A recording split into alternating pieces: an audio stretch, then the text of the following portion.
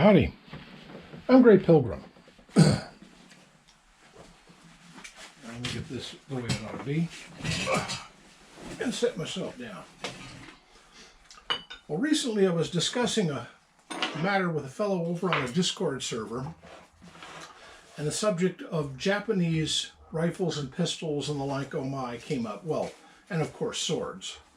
And I do have a wakizashi, a katana, and a tanto, which are the Japanese swords usually used. And why is that blinking? Oh, never mind, I'll just keep going. If it dies, it dies. Anyway, again, sorry, sinuses. This is a Type 38 Arisaka. It's the was a standard rifle used by the Japanese in their Sino-Japanese war against China. When they were using a 7.7 millimeter round in their submachine guns and heavy machine guns, but they weren't using it in their rifles until later in the late 1930s, early 1940s, and that was what we faced against them in the Pacific. And excuse me, there's a dog barking outside, and I hate it when dogs just incessantly bark. It's always been a real bugbear of mine. That's one of the reasons I don't own a dog. I hate bothering my neighbors with it. Anyway, so they went from the Type 30 to the 38 to the 99, and then they got defeated by the U.S., and that was the end of the Japanese Empire. Well, during the Japanese Empire, or the beginning of it, at the end of the Edo period and the beginning of the Meiji dynasty, a fellow was born. And his name was Kihiro Nambu. And Kihiro Nambu, he had worked for Arisaka as a army lieutenant and was assigned to the arsenal there and to learn under that guy. And he learned a lot. And about 1902, the army said, go design us an automatic pistol. Well, he did. Let me get rid of this. Oh, this is in the way. Oh. And so is this. Oh, there. And this is the pistol. Now, granted, this is not a very good one. And this particular holster has been totally compromised with rot. Typical of a holster that's been through the Asian campaign. This is a World War II vintage holster.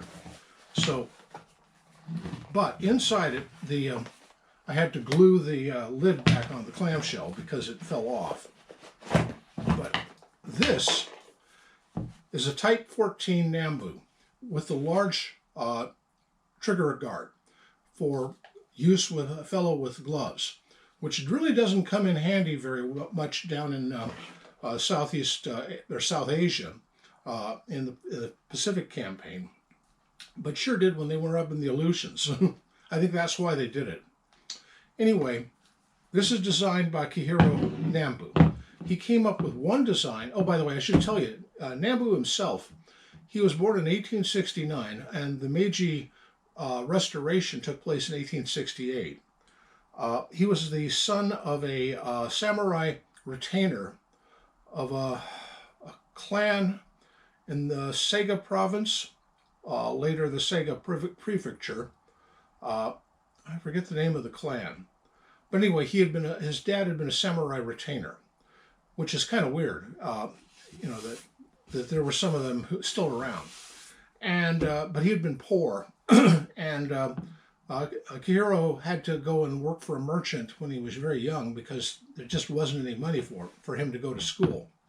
So he worked some deals and he ended up getting assigned to a military academy and then to a army commission. And because he'd gone to an academy, he ended up with a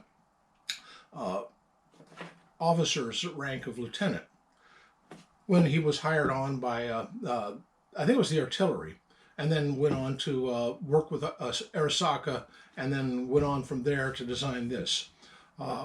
He died in 1949, and by then he had been made lieutenant general, and he was he was a respected gun designer. He was sort of called the John Browning of Japan.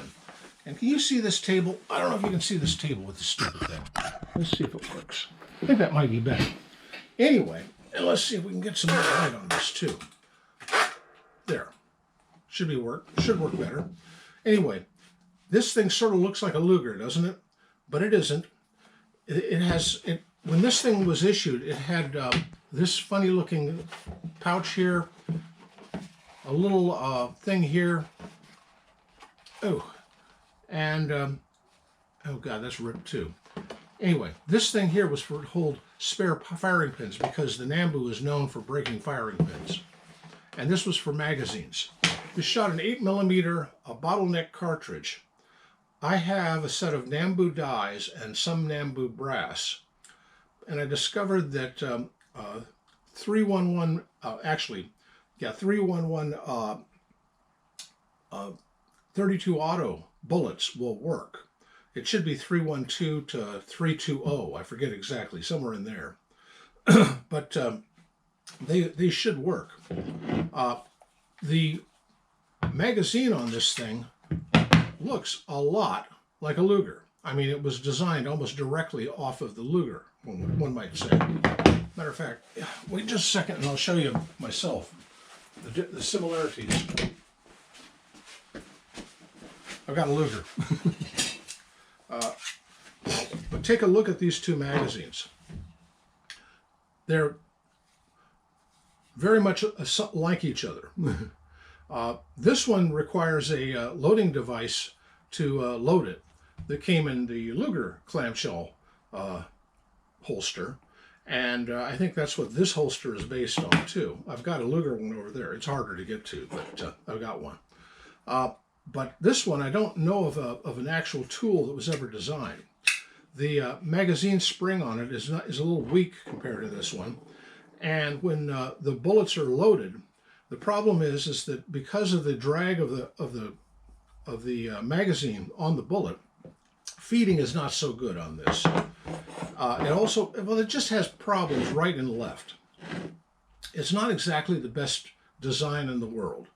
Never dry fire a Nambu because you might break your firing pin. That's why they include a spare. I don't have a spare, alas. But anyway, that's the Nambu, Type 14. Kihiro designed it originally, what became known as the baby Nambu in 7mm. Well, originally it was the Type A, which was a Papa and a Grandpa Nambu, it's called by collectors. The B, which is called the Papa Nambu, and then the C, which was called the Baby Nambu, which was a 7mm. The middle one was adopted by the Army, and the 7mm Baby Nambu was never adopted, but was sold commercially. This Type 14 had a few updates from the original. These grips are just just wood with stripes on them instead of a finely checkered. It's just a cheap military pistol used in World War II. Actually, some were used.